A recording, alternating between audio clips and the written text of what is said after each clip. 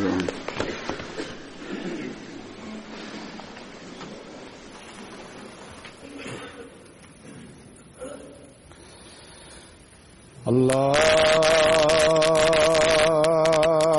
أكبر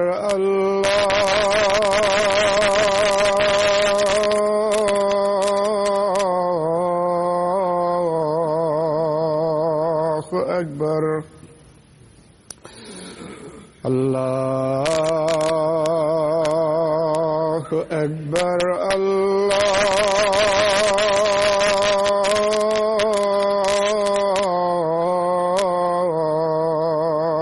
أكبر أشهد أن لا إله إلا الله أشهد أن لا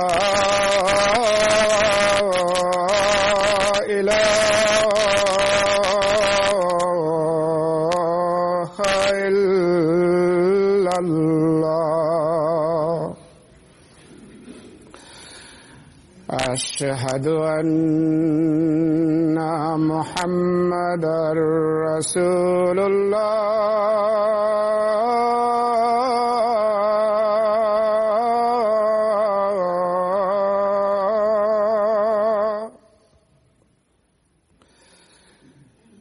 أشهد أن محمدًا رسول الله حي على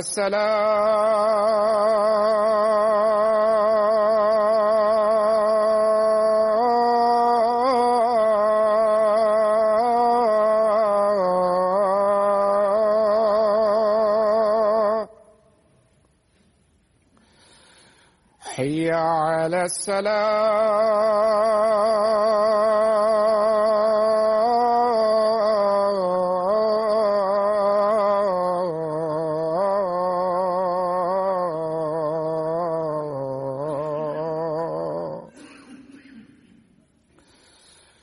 حي على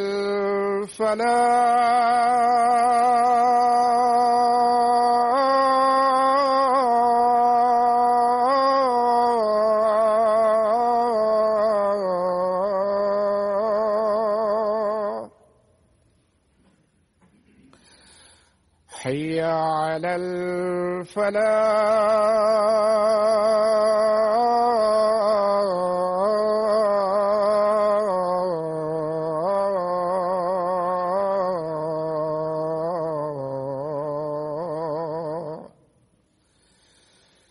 الله أكبر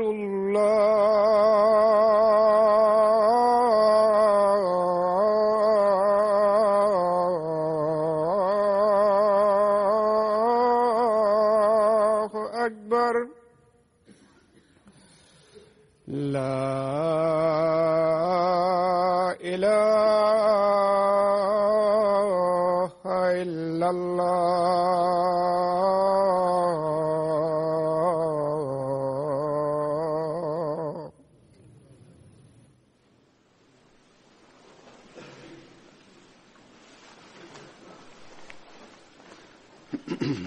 السلام عليكم ورحمة الله.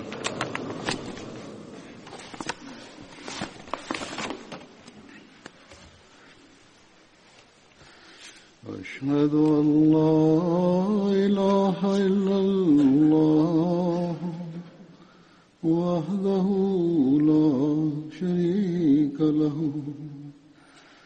وأشهد أن محمدًا عبده ورسوله. أما بعد فأعوذ بالله من الشيطان الرجيم. بسم الله الرحمن الرحيم. الحمد لله رب العالمين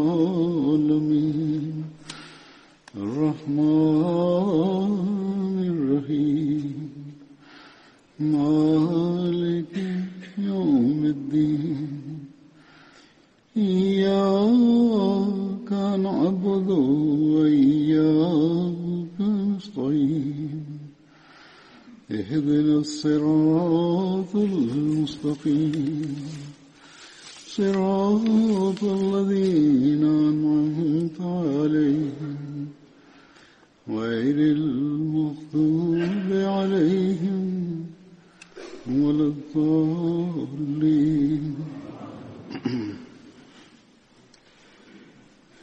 Бисмиллахир-рахманир-рахим. Хазур говорит: первый сподвижник, о котором я хочу сегодня рассказать, это Хазрат Убайд бин Зайд Ансари, да будет доволен им Аллах. Он был из племени Бану Уджлан и принимал участие в битвах при Бадре и при Ухуде. Повествуется, что Хазрат Муаз бин Рафи говорил от имени своего отца следующее: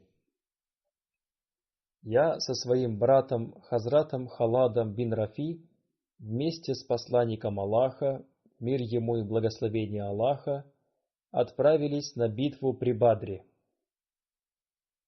Наш верблюд был очень слабым, и когда мы достигли поселения Брит, наш верблюд сел. Я вознес мольбу и пообещал Всевышнему Аллаху принести этого верблюда в жертву, если он довезет нас до Медины.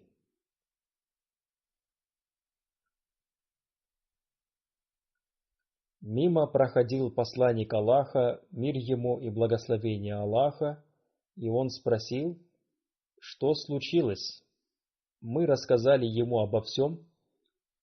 Он остановился возле нас и совершил омовение. В оставшуюся от омовения воду он добавил свою слюну. По его повелению мы раскрыли верблюду пасть и залили туда немного этой воды. Затем посланник Аллаха, мир ему и благословение Аллаха, побрызгал этой водой на голову, плечи, шею, горб, спину и хвост этого верблюда, и затем он вознес мольбу, чтобы верблюд довез их до Бадра. После этого посланник Аллаха, мир ему и благословение Аллаха, поехал дальше, и мы также продолжили свой путь, и мы догнали посланника Аллаха, мир ему и благословение Аллаха, у поселения Мансаф. Наш верблюд шел впереди всего каравана, и посланник Аллаха, мир ему и благословение Аллаха, улыбался, видя это. Благодаря мольбе посланника Аллаха, мир ему и благословение Аллаха, слабый верблюд вырвался вперед, и мы достигли поселения Бадр. На обратном пути в поселении Масаля наш верблюд вновь сел. Тогда мой брат зарезал его и раздал его мясо в качестве милостыни. Они сделали это, поскольку они дали обещание Всевышнему Аллаху. Следующий сподвижник – это Хазрат Захир бин Харам Аляшджи, да будет доволен им Аллах. Он принимал участие в битве при Бадре и был из племени Ашджа. Хазрат Анас бин Малик, да будет доволен им Аллах, повествует. Один из бедуинов по имени Захир послал посланнику Аллаха, мир ему и благословение Аллаха, подарки из пустыни, а посланник Аллаха давал ему все необходимое для жизни. И когда он хотел вернуться обратно в пустыню к своей семье, посланник Аллаха, мир ему и благословение Аллаха, изрек: «Захир – это наш бедуин, и мы облегчаем ему жизнь в городе». Посланник Аллаха, мир ему и благословение Аллаха, очень любил его. Лицо у этого бедуина было некрасивым. И однажды, когда он продавал свой товар, посланник Аллаха, мир ему и благословение Аллаха, подошел к нему сзади и обнял его, когда он не видел его. И он сказал: «Кто это? Отпусти меня!» А потом он повернул голову и узнал посланника Аллаха, мир ему и благословение Аллаха. И он долго не отрывал своей спины от груди посланника Аллаха, мир ему и благословение Аллаха.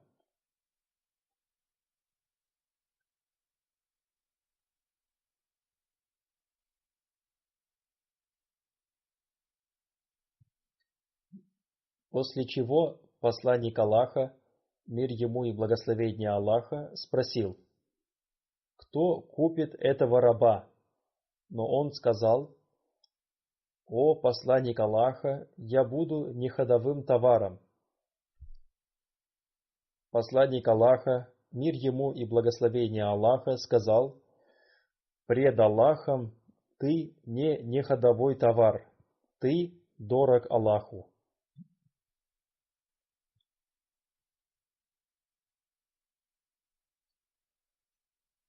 Это событие описывал и Хазрат обетованный реформатор, да будет доволен им Аллах.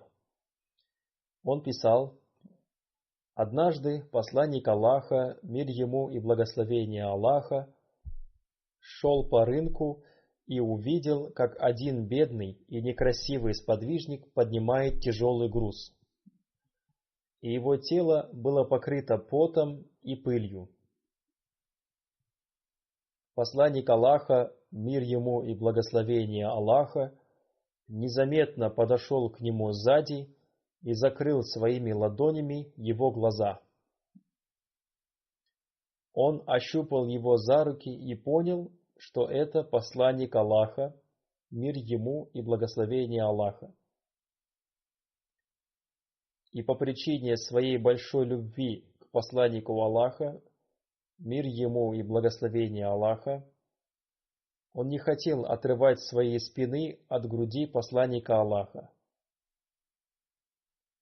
И это радовало посланника Аллаха, мир ему и благословение Аллаха. Затем он сказал: «У меня есть один раб, кто желает купить его?» На что он ответил: «О посланник Аллаха, я не годен для того, чтобы меня кто-то купил». Но посланник Аллаха, мир ему и благословение Аллаха, изрек: «Не говори так, ты очень дорог для Всевышнего Аллаха». Вот так обретали любовь посланника Аллаха, мир ему и благословение, эти сподвижники, да будет доволен ими Аллах.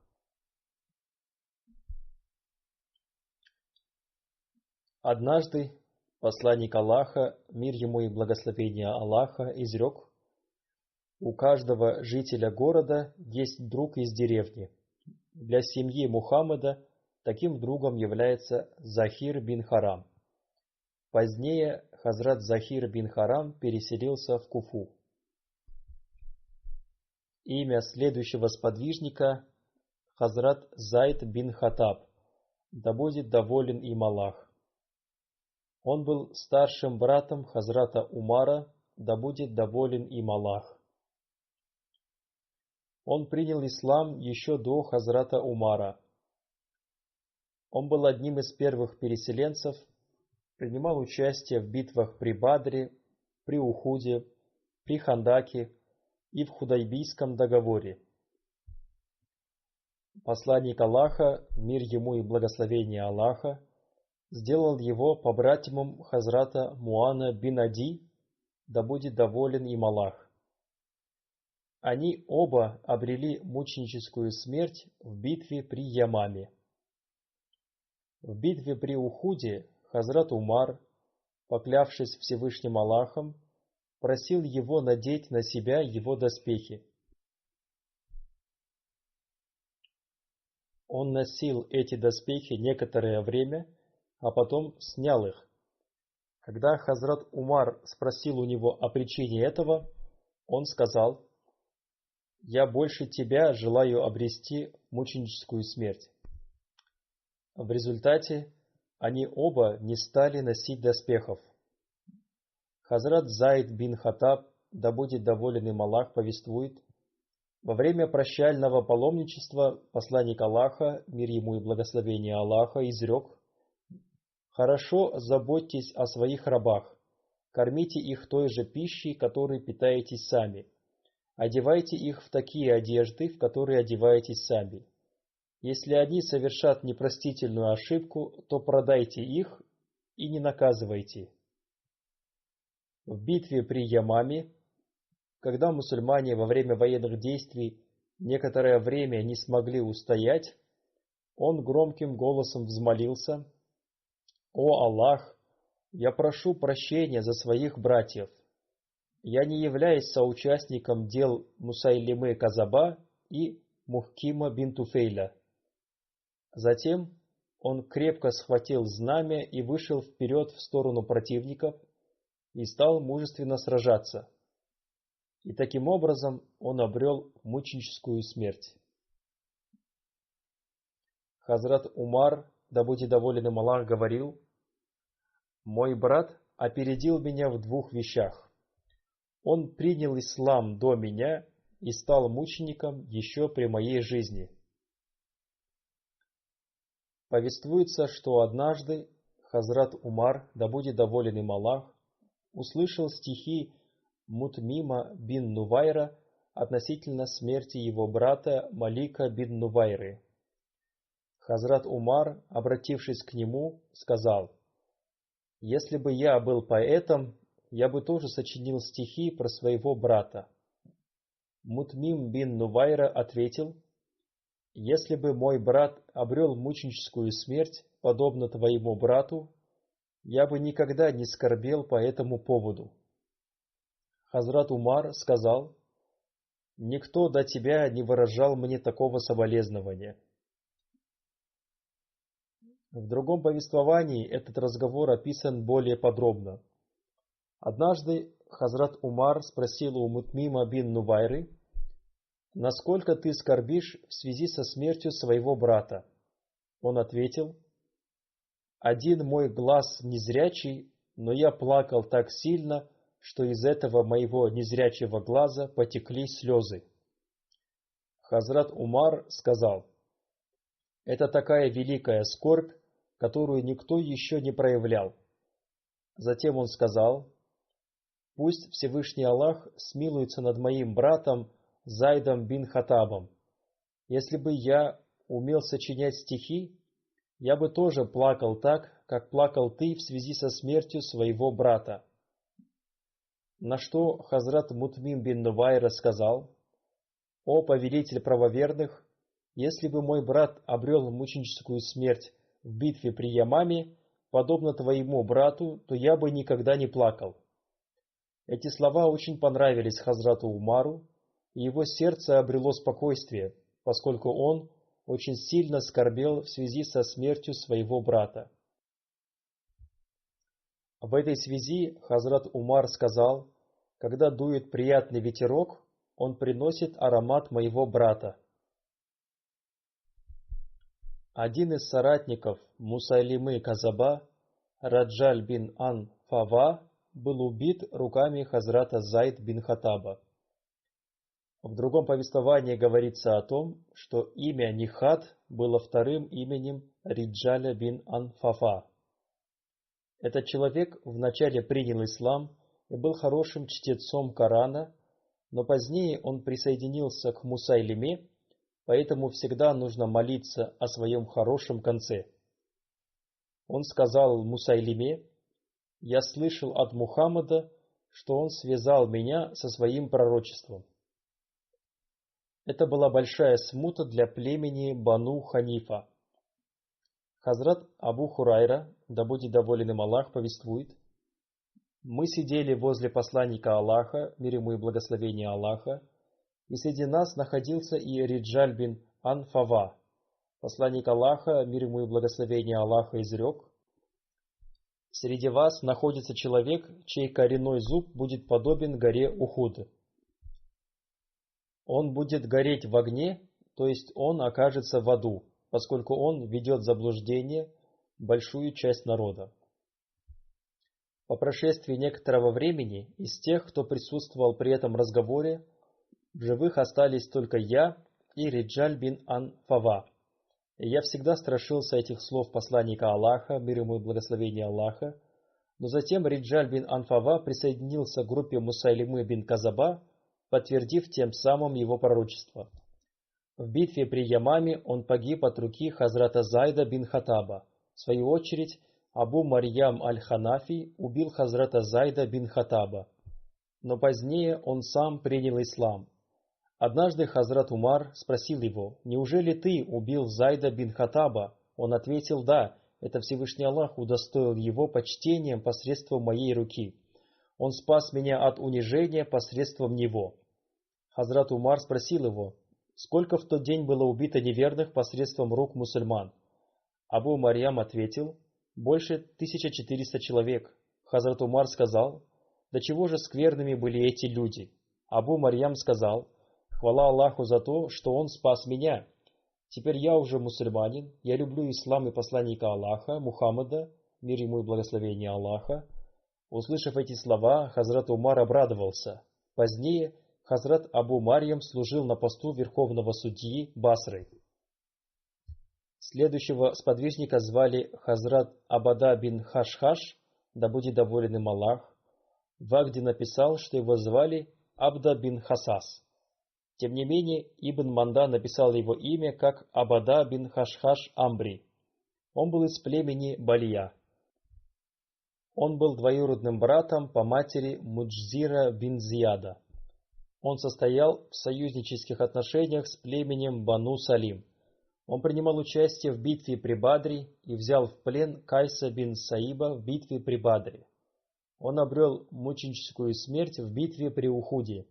Хазрат Науман бин Мали, Хазрат Муджза бин Зияд и Хазрат Абада бин Хашхаш были похоронены в одной могиле. Имя следующего сподвижника – Хазрат Абдулла бин Джад, да будет доволен им Аллах. Его отца звали Джад бин Кайс. Он был известен по прозвищу Абу Вахб. Он был из племени Бану Сальма. Хазрат Мааз бин Джабиль был его братом по линии матери. Он принимал участие в битвах при Бадре и Ухуде. Перед битвой при Табуке посланник Аллаха, мир ему и благословение Аллаха, спросил его отца, будет ли он принимать участие в войне вместе со своим имуществом. Он сказал: «Не налагайте на меня испытаний и освободите меня от войны». Он также сказал: «Мой народ знает, что я очень люблю женщин». Удивительный предлог для отказа. Затем он сказал: «Если я увижу римских женщин, я не смогу удержать себя». После этого посланник Аллаха, мир ему и благословение Аллаха, не обращал на него внимания и сказал освободить его от участия в войне. Когда об этом узнал его сын Абдулла бин Джад, он спросил его: «Почему вы отказались принять участие в войне?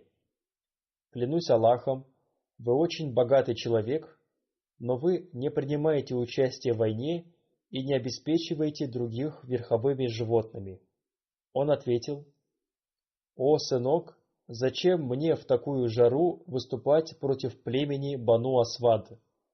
Клянусь Аллахом, я не чувствую себя в безопасности, даже находясь у себя дома в Харбе, где проживает племя Бану Сальма».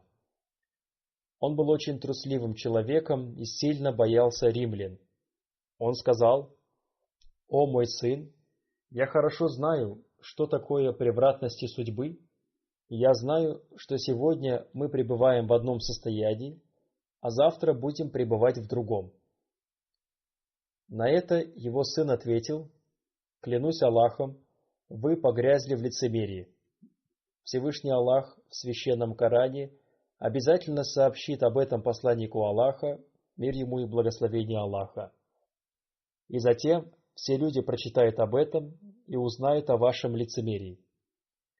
Услышав такие слова от своего сына, он снял свою обувь и бросил в него. В книге Асад-уль-Габа написано, что есть сомнения в том, что он был лицемером, но повествуется, что в конце своей жизни он покаялся. Говорят, что он не принимал участия в принесении обета верности при Худайбийском договоре, и он умер в период халифата Хазрата Усмана, да будет доволен им Аллах.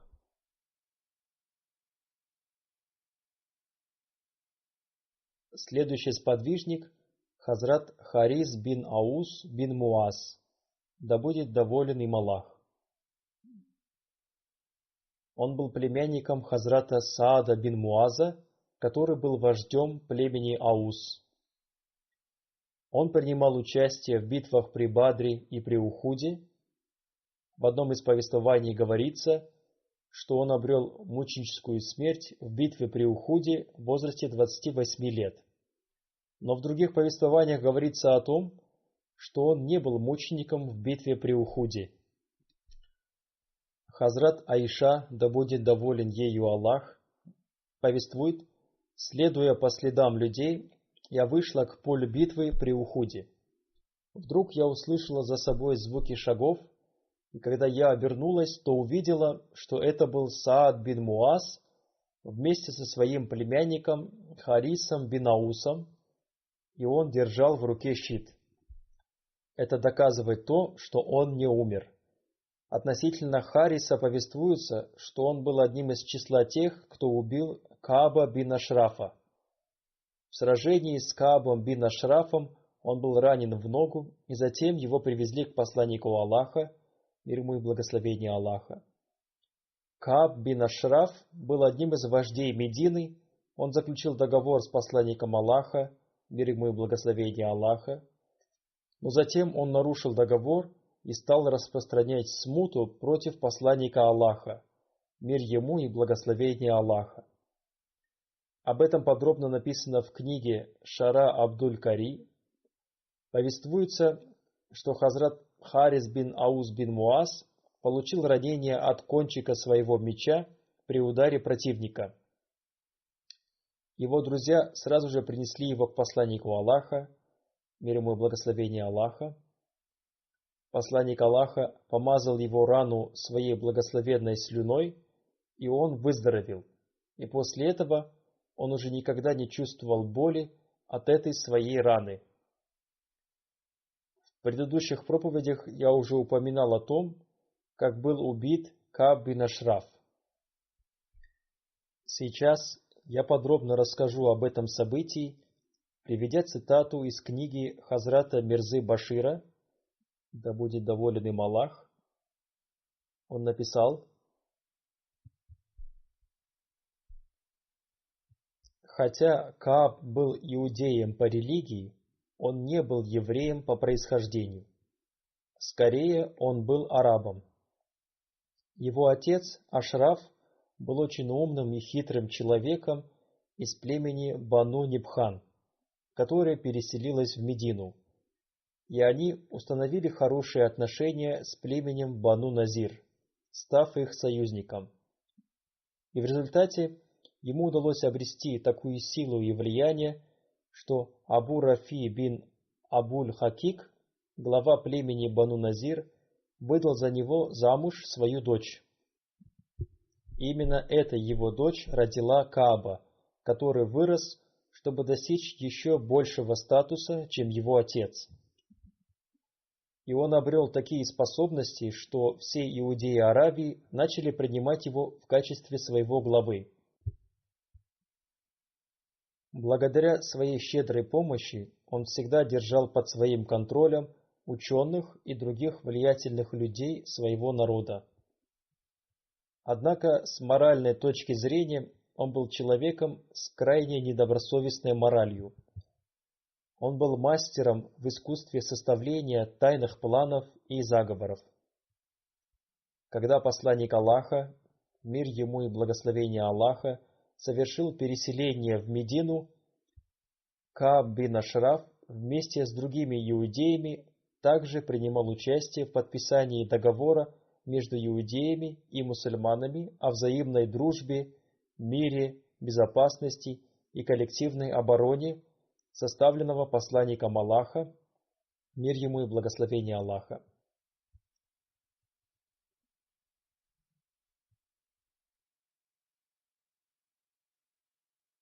Однако в глубине души и в сердце Кааба бин Ашрафа горел огонь злобы и вражды, и он начал выступать против ислама и против основателя ислама, мир и благословение Аллаха да пребывает с ним, посредством тайных планов и заговоров.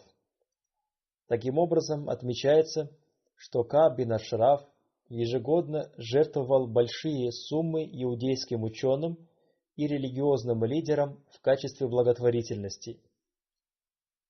Однако после переселения посланника Аллаха, мир ему и благословение Аллаха, когда эти люди пришли, чтобы получить свои ежегодные пособия, в ходе обсуждения он начал упоминать о посланнике Аллаха, мир ему и благословение Аллаха, и спрашивал их мнение относительно него в свете религиозных писаний.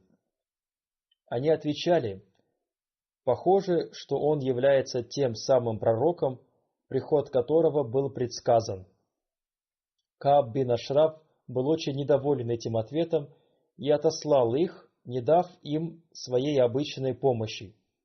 Когда иудейские ученые потеряли хлеб с маслом, спустя некоторое время они вернулись к Каабу и сказали ему, что они неправильно истолковали знаки, и теперь они думают, что в действительности Мухаммад не является тем пророком, который был обещан им. Этот ответ и был целью Кааба бин Ашрафа, и он был удовлетворен их ответом. После этого он возобновил выплату им ежегодного пособия. Как бы то ни было, это было лишь проявлением религиозной оппозиции, которая, хотя и была выражена неприятным образом, не могла быть неприемлемой вообще, но оказалось, что Кааб бин Ашраф преследовал не только эту цель. И после этого оппозиция Кааба бин Ашрафа приняла более опасную форму, и в результате, после битвы при Бадре, он начал применять такую тактику, которая была крайне вызывающей и крамольной, и это создало очень опасные обстоятельства для мусульман. На самом деле, до битвы при Бадре Кааб бин Ашраф считал, что это религиозное рвение мусульман было временным, и что постепенно все эти люди разойдутся сами и вернутся к религии своих предков. Но после битвы при Бадре, когда мусульманам была дарована необыкновенная победа, а большинство вождей курайшитов были убиты, он понял, что эта новая религия не умрет сама по себе. И в результате этого, после битвы при Бадре, он решил приложить все усилия, чтобы уничтожить ислам. Первое проявление его ревности и злобы в сердце произошло тогда, когда было получено известие о победе мусульман в битве при Бадре, и оно достигло Медины.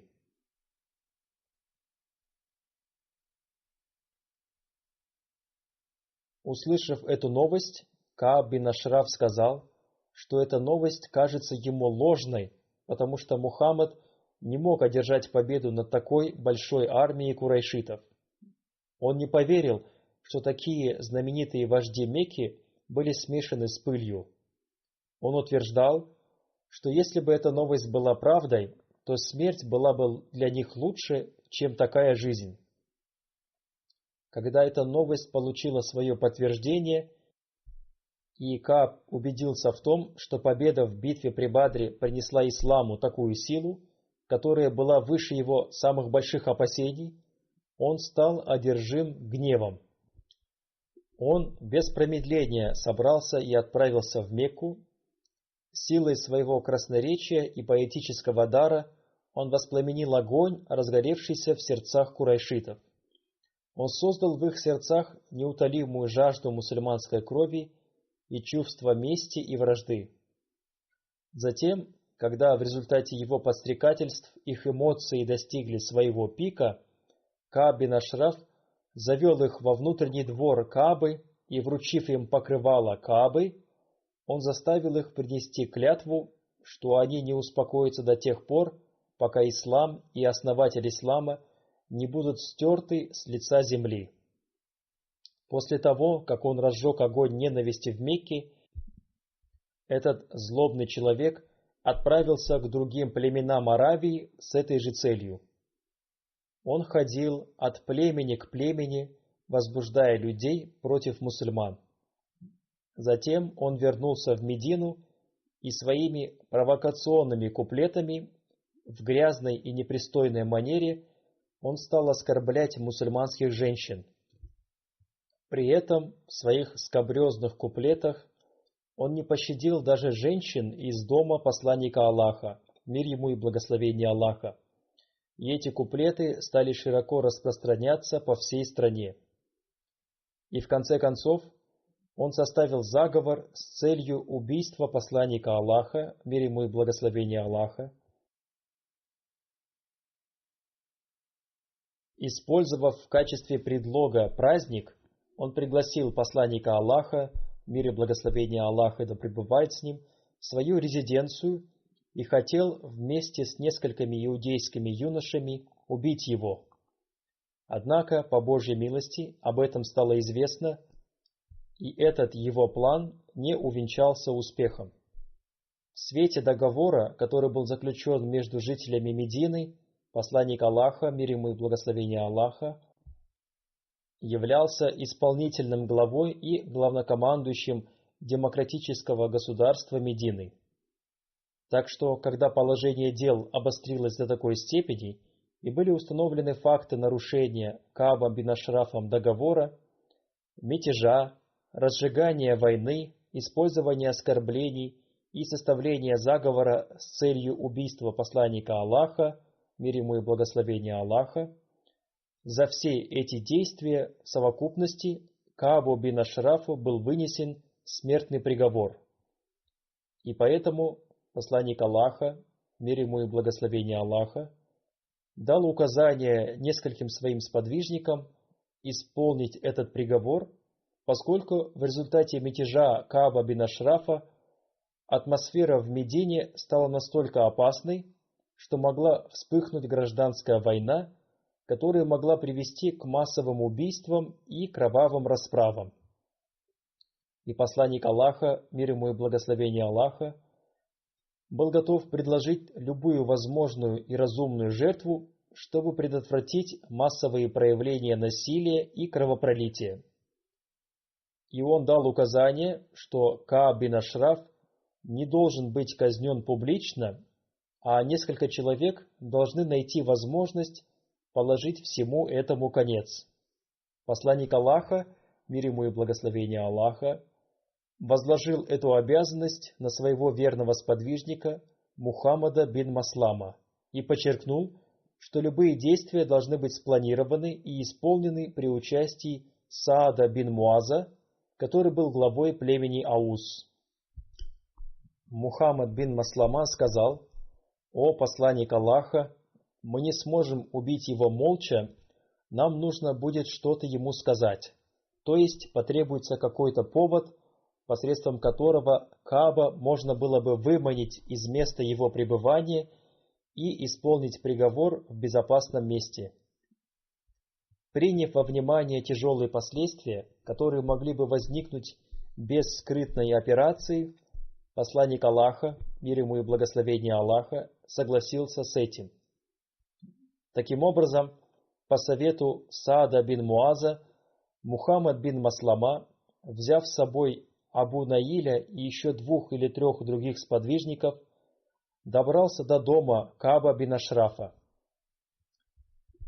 Они вызвали Кааба из своего дома и сказали: «Наш глава требует от нас пожертвований, в то время как мы находимся в стесненных обстоятельствах. Не будешь ли ты настолько любезен, чтобы дать нам деньги взаймы?» Услышав это, Кааб подпрыгнул от радости и сказал: «Боже, это ничто перед тем днем, когда вы будете против него и откажетесь от него». Мухаммад бин Маслама ответил: Как бы то ни было, мы уже приняли Мухаммада, мир и благословение Аллаха да пребывает с ним, и теперь ждем окончательного итога этого. Но скажи нам, дашь ли ты нам деньги взаймы? Конечно, сказал Кааб, но вам потребуется внести залог. Мухаммад бин Маслама спросил, что тебе нужно? Этот жалкий человек ответил, оставьте своих женщин в качестве залога. Мухаммад бин Маслама, подавляя свой гнев, сказал, как мы можем оставить наших женщин в качестве залога для такого человека, как ты? Он ответил, хорошо, тогда твои сыновья сделают это. Мухаммад бин Маслама ответил, это тоже невозможно, мы не можем понести на себе упреки всей Аравии. Но если ты проявишь щедрость, мы готовы оставить тебе свое оружие в качестве залога. Кааб согласился, и Мухаммад бин Маслама и его товарищи пообещали вернуться ночью. С наступлением темноты они прибыли в резиденцию Кааба со своим оружием. Теперь они могли уже открыто взять с собой оружие. Они вывели Кааба бин Ашрафа из его дома, и спустя некоторое время Мухаммад бин Маслама или какой-то другой сподвижник быстро схватил голову Кааба и, крепко держа его за волосы, сказал своим товарищам, «Бейте его сейчас!» И сподвижники, которые были уже наготове и вооружены, немедленно обнажили свои мечи. Наконец Кааб бин Ашраф был убит и упал на землю. Мухаммад бин Маслама и его товарищи быстро удалились оттуда и, прибыв к посланнику Аллаха, мир ему и благословение Аллаха, сообщили ему о том, что приговор в отношении Кааба бин Ашрафа приведен в исполнение, и он убит. Когда стало известно об убийстве Кааба, по всему городу пронесся шум, и иудеи пришли в ярость. На следующий день утром делегация иудеев предстала перед посланником Аллаха, мир ему и благословение Аллаха, и они пожаловались, что их лидера Кааба бин Ашрафа убили таким образом. Посланник Аллаха выслушал их и сказал, «Знаете ли вы о тех преступлениях, в которых виновен Кааб?» Затем посланник Аллаха кратко напомнил им обо всех злодеяниях, в которых был виновен Кааб бин Ашраф. Это нарушение договора, разжигание войны, мятеж, оскорбление, заговор с целью убийства и так далее. Эти люди испугались и не сказали больше ни слова. Затем посланник Аллаха сказал, «По крайней мере, здесь вам будет хорошо жить в мире и гармонии и не сеять семена вражды, насилия и беспорядка». Таким образом, с согласия иудеев был подготовлен новый договор, и иудеи в очередной раз пообещали жить с мусульманами в мире и согласии и воздерживаться от насилия и беспорядков. Выслушав их, посланник Аллаха, мир ему и благословение Аллаха, не сказал, что мусульмане не убивали его, а рассказал им, в чем состояла его вина, из-за которой он должен был быть казнен. Выслушав посланника Аллаха, иудеи согласились с тем, что он был прав, и поэтому они заключили с посланником Аллаха новый договор. И он поручил Хазрату Али, да будет доволен им Аллах, обеспечить соблюдение этого договора.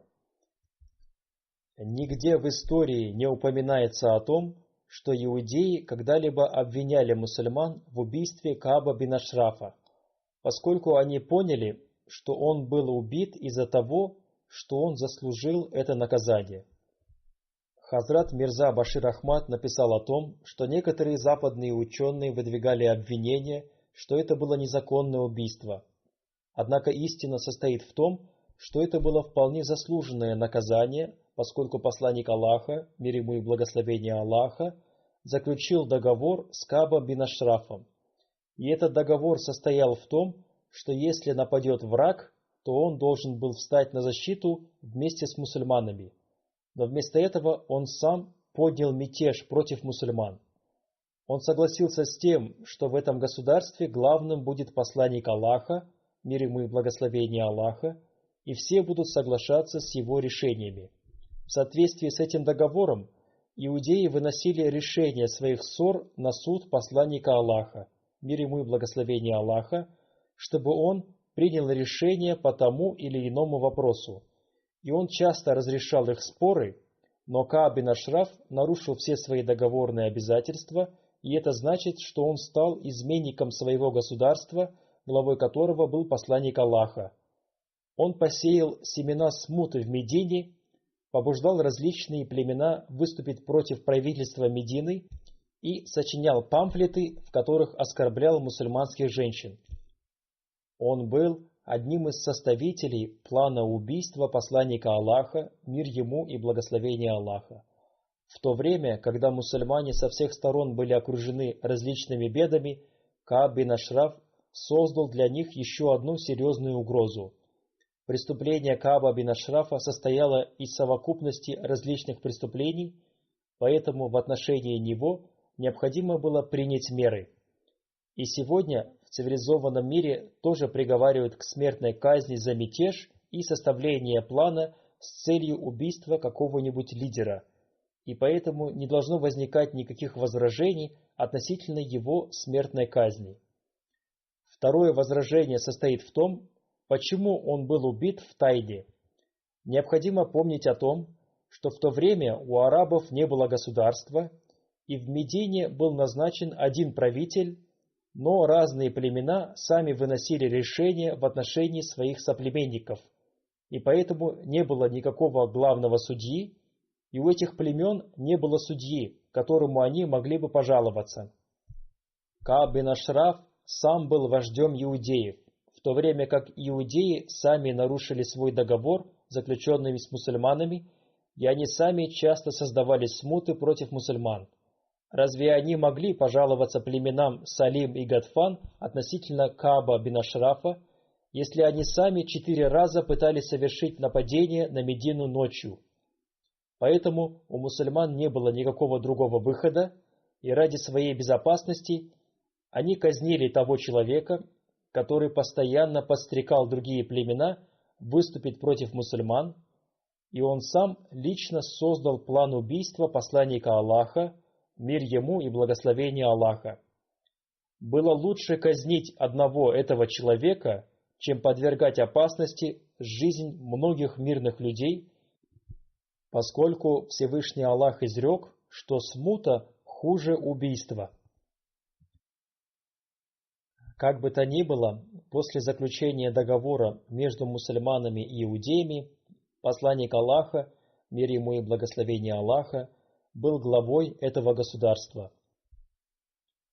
И ему было дано законное право выносить решения по любому вопросу с учетом всех обстоятельств. И он вынес решение в виде смертного приговора Каабу бин Ашрафу ради сохранения мира и жизни многих людей.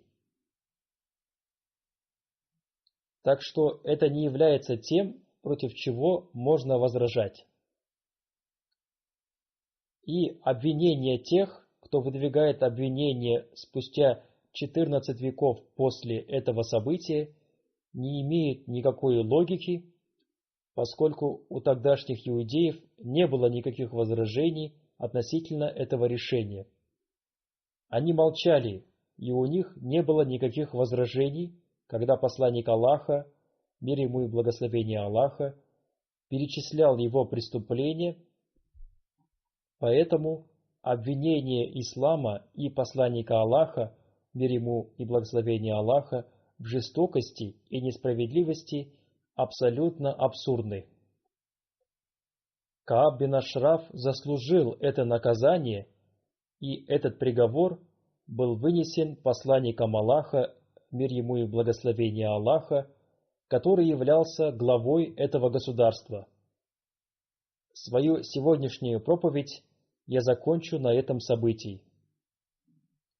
Пусть Всевышний Аллах всегда хранит ислам от таких смут.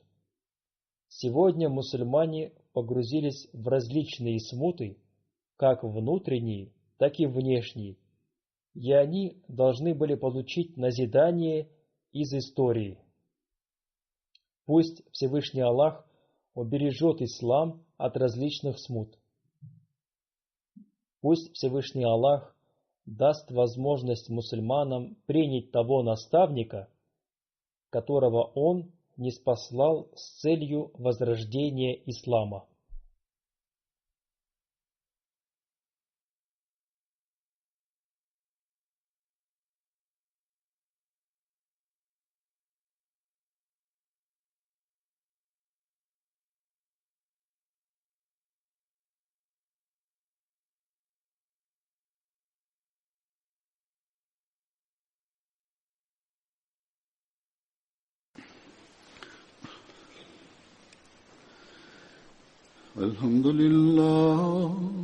الحمد لله نحمده ونستعينه ونستغفره ونؤمن به ونتوكل عليه ونعوذ بالله من شرور أنفسنا ومن سيئات أعمالنا من يهده الله فلا مضل له ومن يضلل فلا هادي له ونشهد أن لا إله إلا الله ونشهد أن محمدا عبده ورسوله عباد الله رحمكم الله إن الله يأمر بالعدل والإحسان وإيتاء ذي القربى وينهى عن الفحشاء والمنكر والبغي يعظكم لعلكم تذكرون اذكروا الله يذكركم وادعوه يستجب لكم ولذكر الله أكبر